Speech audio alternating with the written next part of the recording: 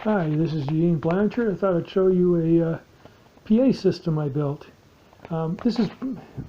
These are the tower speakers here. What I did is I saw Bose had a tower speaker PA system. It was quite expensive. It was like $1,000 or $2,000. I thought, you know, I'm going to try making one out of sound surround system. So this is made out of two sound surround systems, or Samsung. And what happens is that on a sound surround system you have a front and a rear, front left-right speaker and the rear left-right speaker. And these were towers. And the towers actually had a base and they stood on the ground about yay high.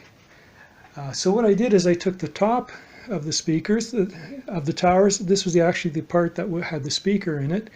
And I bolted two of them together. I made a bracket and bolted the other one. So I got my left and right and my left and right rear, so there's front and rear. And then they had these massive 10-inch or 12-inch subs on it here. So when I put it together, this is just junk parts. So this is actually part of an old brass headboard I had. I made some brackets, bolted them on here, put all the speakers in series parallel, and then I brought them down to a jack.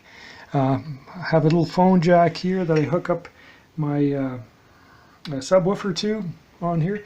And then I had a hard time trying to find a cable to run. Right, so I wanted 4 conductor because I wanted 2 for, this would be, this one would be the right channel, right, and then it would also be a subwoofer in it. So what I found is that this is trailer wiring. So this is trailer wiring here. Really good cable, very flexible. You can pick it up at any place. I picked it up at Princess Auto, which is a sort of surplus parts store. It has everything kind of like Harbor Freight. And then I got a nice connector on here and bolts it on. And that did the same on this side. So I've got my right and left speaker. Then I have that running to a power amp I built over here. I built this. I got it's got a 180 watt subwoofer channel on it, and in the left and right channels are about 100 watts each. And I got a power supply. Got this out of China, and then put it all together as a kit and that. And I've got it wired up in the back. Then I've just got RCA jacks that come out to a nice old Behringer mixer, Eurorack UBB 1002, works perfectly fine.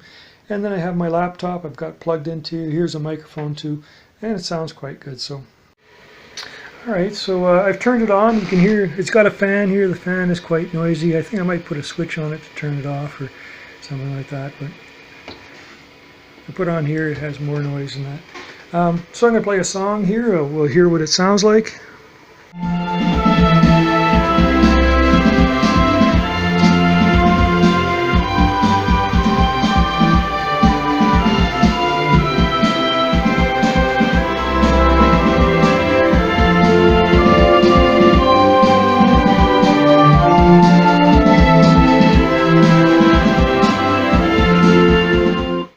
Unfortunately, I can't play any music that you would know because it would be copyright and I couldn't put this video up. So that's a piece I wrote probably 6 months ago or longer. So that gives you an idea of what it sounds like. I'll turn off the power supply and the fan. So how much did it cost to build?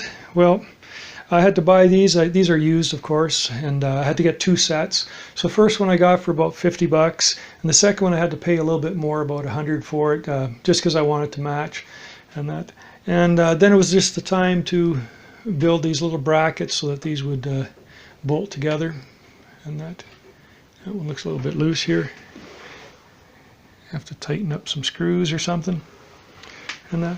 And then the cost of the cable, and it was kind of a neat project. So in total, I probably have just on here, say $200, you know, with all the miscellaneous, the cable and the connectors and that. And then I built this. This one had the power amp module. I think it was like $40–50. And then over here was the power supply was in there. That was another. It was about a 400 watt power supply, switching power supply, and then the case, and that. So probably this was probably $300 or to get.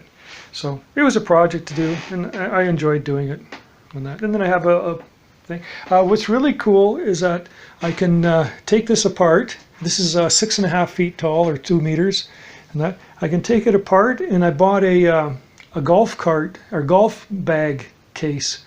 You know, so if you're traveling with golf clubs, you can put it, and this fits into that. So then it makes all of this is nice and portable, and it's got wheels on it, and then the subwoofers and that. So it would be good for a small haul or something portable that you want to take. Okay, thanks.